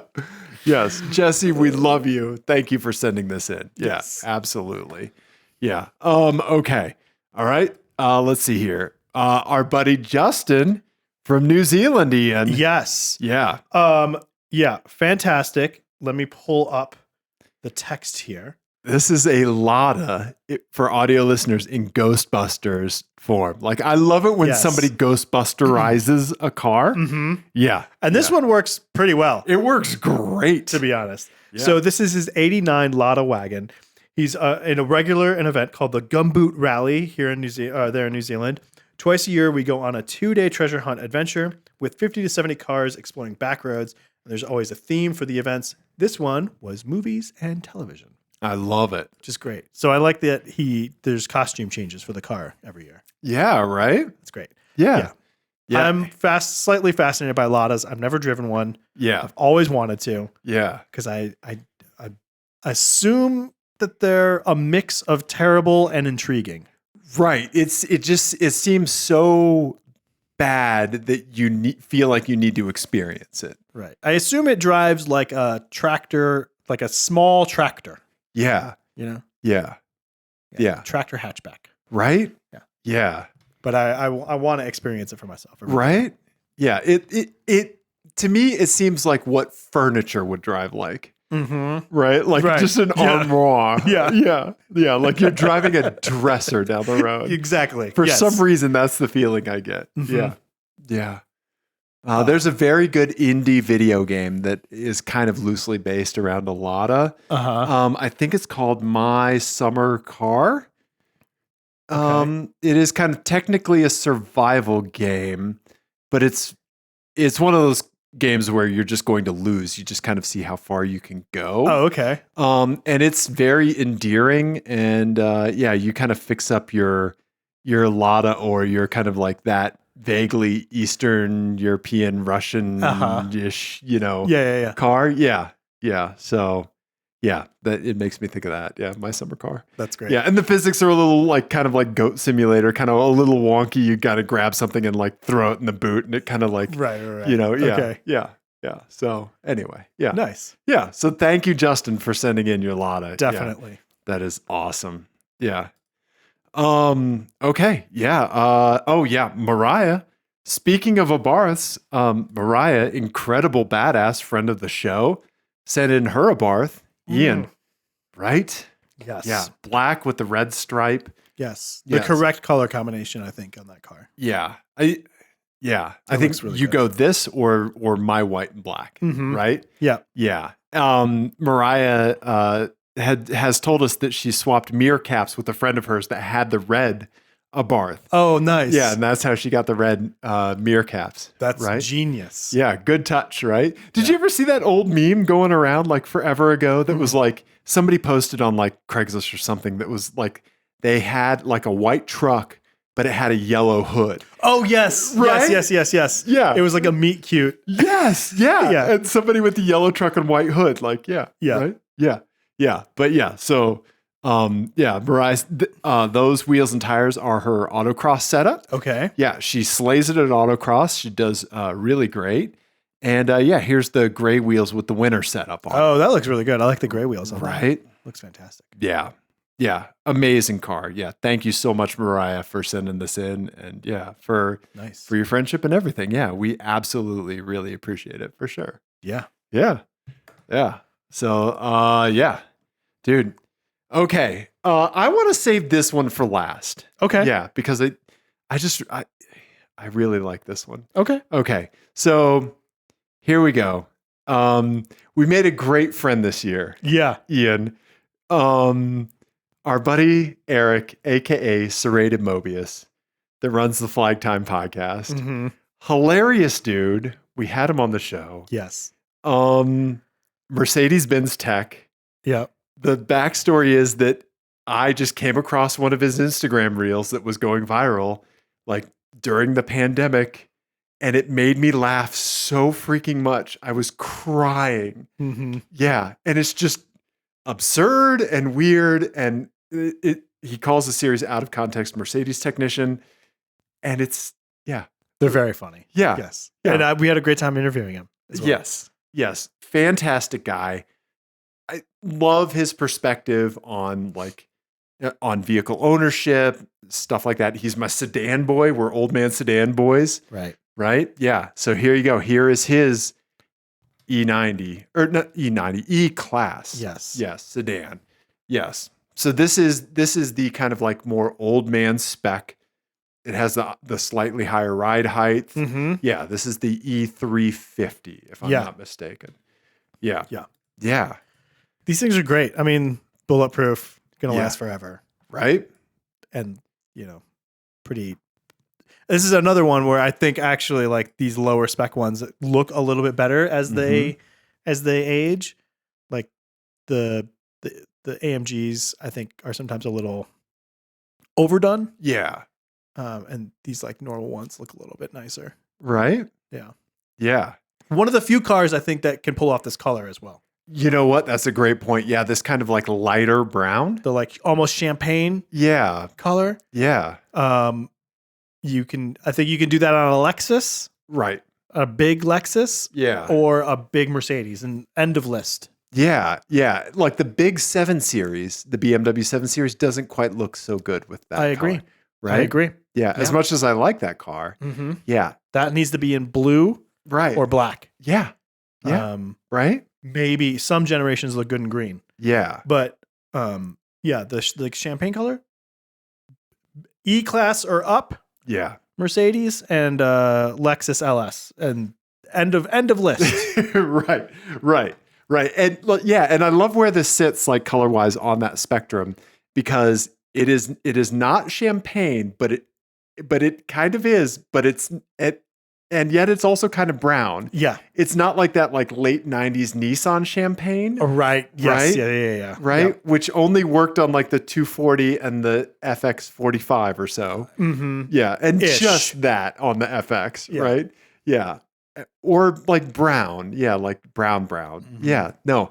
And also I think that this is a color where if you have chrome accents, everything fits. Yeah. Chrome accents, I think, can really be jarring. Like I think they're a little jarring on my car. Mm. I haven't minimized them or anything. Like I think it looks worse when they're wrapped. Yeah. But like just a little bit of chrome on a car, I think can be really hard or really kind of like jarring with the color combination and with the wheels and stuff like that. With this, I think Eric's car like really like gels into just a really good looking, handsome car. Yeah. Right? I agree. Yeah. Handsome. So handsome. Yeah. We love you, Eric. Thank you so much for sending this in. Yeah. I love that we are just slowly turning into grandmothers. Yeah. You're so handsome. Such a handsome boy. So handsome. He's the most handsome boy in school. So smart. Yeah. How could anyone not like you? I cannot believe you don't have a date to prom. Right? Yeah. Yeah. No. So listen to the Flag Time podcast. Yeah. Serrated and Pixie and Sterling are hilarious. And so, yeah, definitely check them out. Yeah. Okay. Ian. Okay. Yes. I am seeing the descriptions on this and I'm already excited. So this is our buddy Tim Burr. All right. Ian, what if I told you that we have a listener that has not one, but 2 El Caminos? Fuck yeah. Right? Okay. Boom. Here you go. 1959 El Camino. Oh, wow. Okay. Super cool. Yeah. Tell people about that. I'm going to pull up the text. Well, everybody, it has a stripe. Yeah. It's black with a red stripe. Right. Which is fantastic. And fins. Man, it's been a long time since I've seen an El Camino of this vintage. I know, because right? normally you think about the 70s era. Yeah. Right? Absolutely. And that's what you see those around still. Yep, you do. You don't see these around very much. Right. But these are rad. So let's see Super here. Cool. So this is a 59. Mm-hmm. Yep. Ian, speaking of 70s El Caminos, boom. Yeah. Right? Mm-hmm. Yeah. So there's Tim. Yep. Yeah. This is what you're normally seeing. Yeah. Is the early 70s sort of style El Camino, like the one from the Blues Brothers. Yes. Right. Callaway drives. Yeah. Yep. Yeah. And this is his Lemons car. Yep. Okay. And then, as if two El Caminos isn't bad ass enough, boom, let's throw a C6 Corvette. Yeah. Supercharged. Oh, wow. Yeah. Here you go. Boom. Yeah. You got a twirly boy right there, buddy. Oh, nice. Yeah. Yeah. Oh, very cool. It's a 2008 supercharged LS3 engine. Yeah. Oh, man. Right. Very cool. Right. Yeah. So- Yeah, I like centrifugal superchargers. They're very intriguing to me. Yeah. Right. Which is unusual because normally on LSs you see the Roots superchargers. Yeah. The Roots big style. boy sitting up top. Mhm. Yeah. Yeah. But that's cool. That's centrifugal. Right. Yeah. Oh, really interesting. Yeah. Yeah. I keep thinking like I need a Corvette in my life. You know, I feel like I'm that age. Yeah. I think you're Z06 age. Yes. I should have a Z06 in my life. You should. I think that it would be such an interesting move from like your Volkswagen R32 because I feel like this is like that would be like your Spinal Tap Jazz Odyssey, Right. where like you're just like kicking down everything you knew before. Yeah. Right? Like all of the muscle memory and the nerve endings I think would just need to be kind of really remapped. And it would be such a fun learning experience, you know? And I think you would take so well to it. It'd be fun. I would really like it. Yeah. But yeah, A+. That's a fun all GM garage. Right? Yeah. Yeah. So that 59 right, it looks El Camino's so rad as good hell. right here. Yeah, let's look at it one more time. Yeah, like the flat black, like either primer or just it's probably primer. That Steelies. Like, yep, Steelies with the red stripe, like just a bunch of shit in the back. Yep. Yeah. Yeah. Yep. Right? A+. Yeah. Yeah. Love it. Okay, Ian. Our last one here is what's that? You had one down here? This one? Z? Oh, that's where we were going to move done stuff. And I didn't do that. Okay. Yeah. Okay. Yep. Okay, Ian.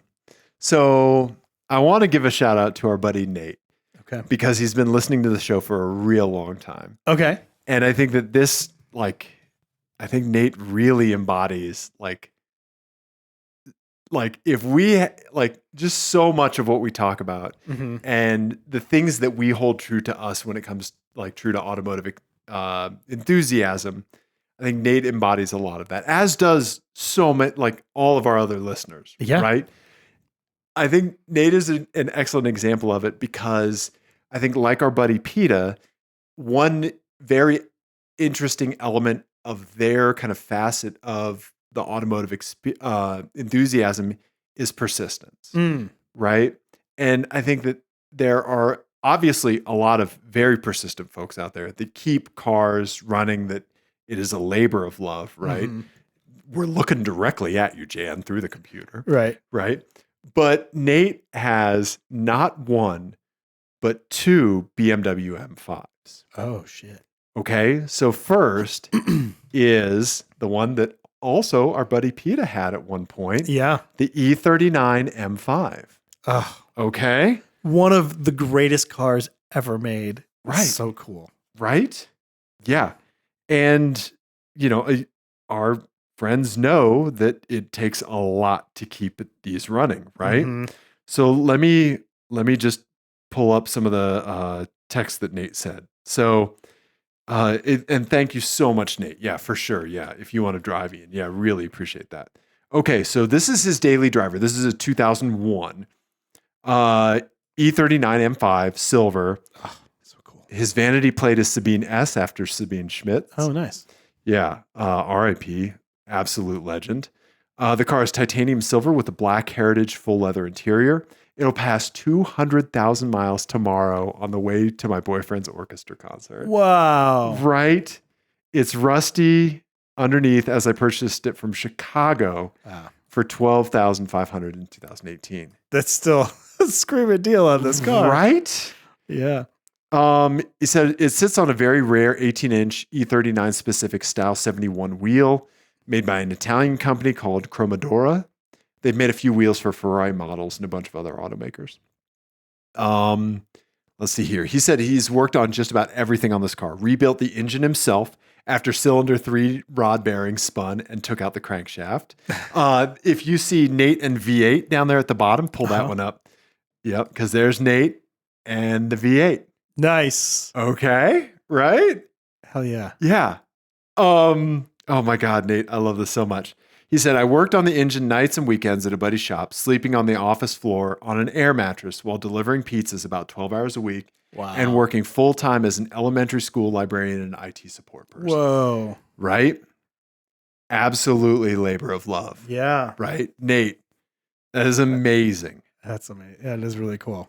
So Ian, clearly an engine that spun a rod bearing wasn't unreliable enough for Nate. This is what he says. Uh-huh. And in 2021, I decided to buy an even more unreliable BMW, my MI5 Mistress, a 2008 BMW E60 M5. Wow. Yes, the V10 M5. Even better, this car has the rare 6-speed manual transmission. What? Yep.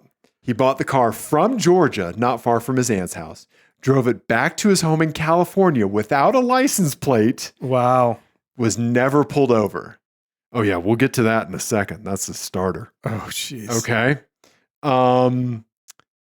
Since then, the car's been nothing but headaches while I've caught up on maintenance, fixed broken things, and done some questionable modifications. When it works, though, oh no, there's nothing like it. Look at those individual throttle bodies, man. Amazing. Right? That is effing art. But do you see where the starter is? Yep. So let's talk about that. He said, we know a little bit about that. We do. Yeah. Maserati. But that's even worse. So that's in the V of the V10. Yeah. Right? Nate does tell us about that. He said, currently it still needs work. Spent about 2 days replacing the starter. It hasn't run since July. Sitting with a dead starter motor because the starter is underneath both intake plenums at the back of the engine. However, Ian, it requires lowering the exhaust, drive shaft, and transmission too because it's bolted in from the back. You German motherfuckers. Right? Oh my God. So here's Nate's solution. He cheated and swapped the guts of the starter motor, leaving only the housing in place. Oh, that's genius. With a rebuilt unit.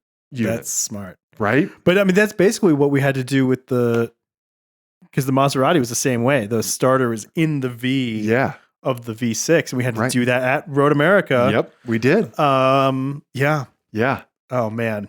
So that's really funny. Right? So he says this car spent several months at my friend's repair shop, culminating in a $17,000 repair bill. Oh. Right? The bill. So that's a lot. I was going to say, I like how you were like, that is, hold on. Calculating. That's a lot. I was going to see if he told us how much he spent for the car to see if it, exceeded that. Okay. But V10 6-speed. Holy shit. Right.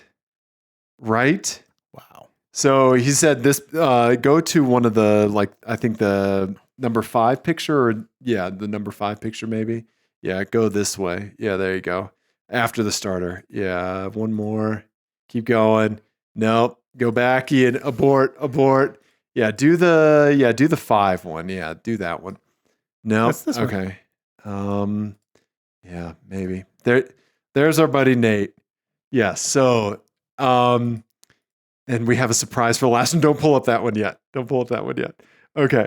So, he said he spent several hours cleaning everything, several hours more zip tying the wiring harness, 15 years and 158,000 miles. Wow. On this means that the BMW wiring connectors are crumbling into dust. However, the wiring seems fine.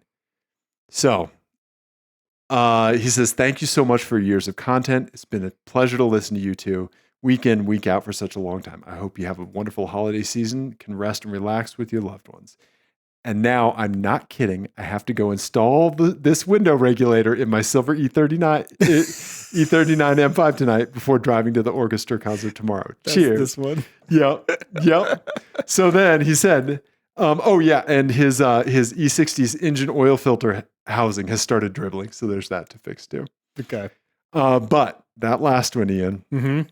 He said, if you use some zoomies and enhancies, you might notice a vintage sticker on the corner of my toolbox. Oh, look at that. Zoomies and enhancies. Yep. Wow.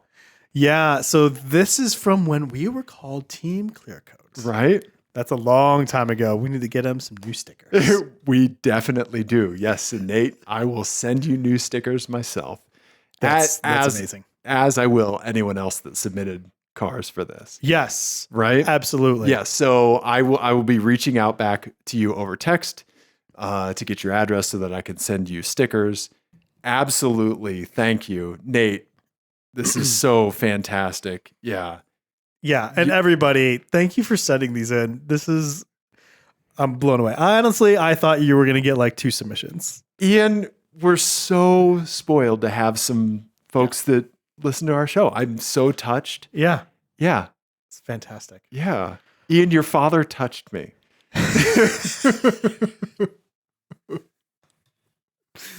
No, seriously. Aaron, Andy, Ben, Brendan, Brian, Chris, David, Eric. Eric. Ian's dad. Eric. We had like 4 Erics. Israel, Jan, Jesse, and Johnny, Justin. Yeah. Right? Nate. Yeah. Mariah, Eric. Yeah. Serrated Mobius. And Tim. Tim, dude. Absolutely. There was somebody that I think may have not replied in time to for us to give him proper credit. So maybe next time. Oh, okay. Yeah, we'll have a straggler. I think we'll pick up a straggler, maybe. Okay. Yeah, the broom wagon, if you will. Yeah. But dude, yeah, this is amazing. This is a fantastic way to end the year. Yes. Johnny, thank you for just sending us a picture at random that inspired this idea. Yeah, absolutely. Yeah. You know? Yeah. Right? Absolutely. Yeah. Should we close out with my list of favorite albums of the week? Yes. So I will say, going through all of the albums of the week that I did this year, I'm a little worried about next year, about doing this in the future. Why? I burned a lot of my favorite albums and also some bangers. Like I had some good picks. I was pleased with myself. As is tradition, forgot immediately as soon as I said the thing. Yes. Of what I did. And I was going back through the list. I was like, oh wow, there's some like great stuff in here. Uh-huh. So what I did is I kind of I didn't want to pick like a favorite, because some of the things that I picked were just like all-time classic albums or whatever. Like it's hard to like pick some favorites. So what it is, I kind of narrowed it down to where like there's like one of each sort of like flavor of thing that I like to listen to, I think. Okay. Yeah. Like some standouts from like genre-ish classifications. Right. So like if you made a Venn diagram out of these records, like I would be at the middle of this Venn diagram. And I'm not sure many other people would be, but like it's a good representation for everything that I kind of listen to. Okay. So I tried to kind of like narrow it down that way. Okay. And so I'm just going to just in no particular order. Let's do it, buddy. Let's do it. And this is sort of roughly in the order in which I recommended them over the course of the year. Liquid Swords. Oh, yeah. Pick number 1. Yeah, exactly. Out of the gate. Banger. Yeah. Yep. My favorite Wu-Tang album. I like this better than 36 Chambers. I think you might be right. I really do think you might be right. I think that's a bold statement, but I think you might be right. So good. It's the best. Yeah. The next one, Television, Marquee Moon. Just a great like post-punk record from the late 70s. Okay. Fantastic. Oh, yeah. I did listen to this. Yeah, I enjoyed it. It's really good. Yes. Really good guitar rock. Young Fathers. Oh, yeah. Dead. Yep. Anti-con label stuff, man. Love it. Yeah. Yep. The first Young Fathers record. Yep. Called Dead, which is just fantastic. Their new one this last year, I think it came out last year, is also fantastic. Okay. Nice. Sparks, Number 1 in Heaven. Yep. That like weird disco record. I listened to this one as well. Yeah. So Edgar Wright did that documentary about Sparks. Yeah. Yeah. And so I listened to a few of their albums, and yeah, I didn't like all of them, but I do dig some of them. Yes. Yeah. Yeah. They're weird band, and I'm so happy that they exist. Yes. Sort of thing. Yes. But this record in particular, I love it. Yeah. New 75 NEU. Yeah. This is the like krautrock record. Not Heinz 57, Dave. Yep. New 75. Yep. Yeah. Okay. Death from Above 1979, You're a Woman, I'm a Machine. Yep. This is still one of my all-time, like, if I just need something that just rips, this thing. Okay. It fucking rips. Just a bass guitar that's fuzzed out beyond all recognition and a drum kit, and that is it. I love it. Okay. So good. Yeah. Wish You by Liars. Yep. Wixiw. Yep. I don't know how to classify this. Weird electro pop. Yeah. Maybe. Very strange. Yeah. It's like weird sounds. So another like electronic album that's just got weird sounds. Yeah. It's great. All right. And then Pink Flag by Wire. Okay. We did that one this year. That's like a very like seminal early punk album that is, man, like I think maybe my favorite punk record. Oh, wow. Ever. Okay. It's fantastic. Okay. Black Sabbath, Volume 4. Yep. Was another favorite of mine.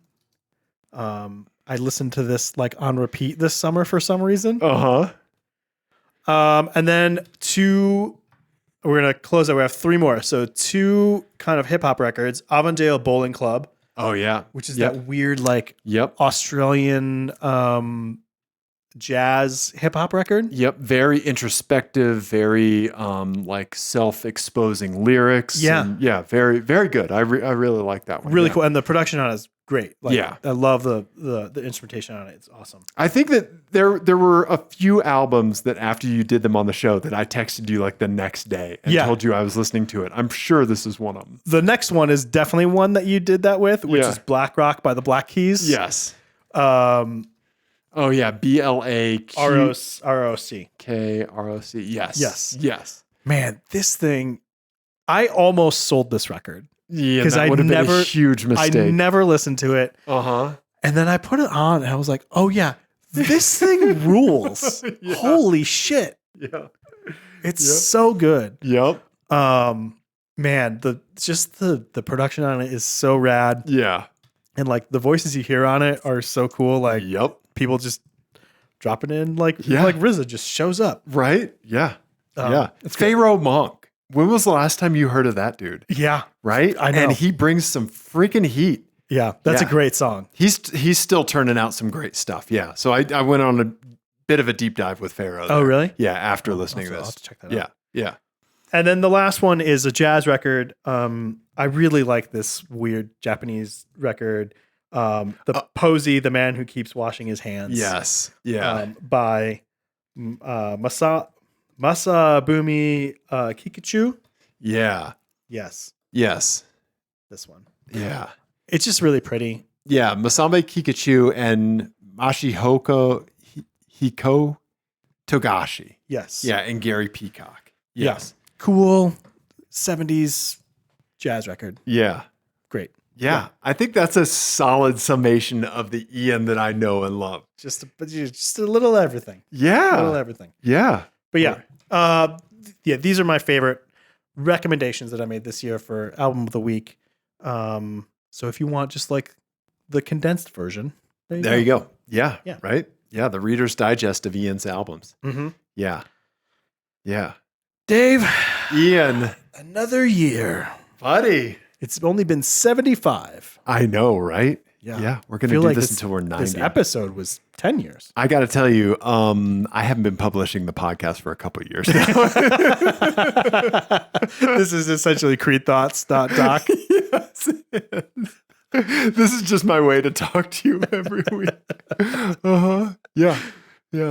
That would make sense. And you know what? I would continue doing it. Even if I knew that this was creedthoughts.text, I would still show up. If the Word doc was unsaved, you'd still contribute. Yeah. I appreciate it, buddy. Yeah. I absolutely do. Yeah. So thank you for another year. Yes. Thank you. And everybody, let us know if there are things that happened this year that you like that we didn't cover. Or if you have suggestions for what we're going to do next year. We probably won't do them, but let's hear them. Dave, this has been great. I'm glad we got to do this in person. Yeah, for sure. Sure. Everybody, Happy New Year. Thank you. We love you. Goodbye. Face waterfall. Starlink. Starling.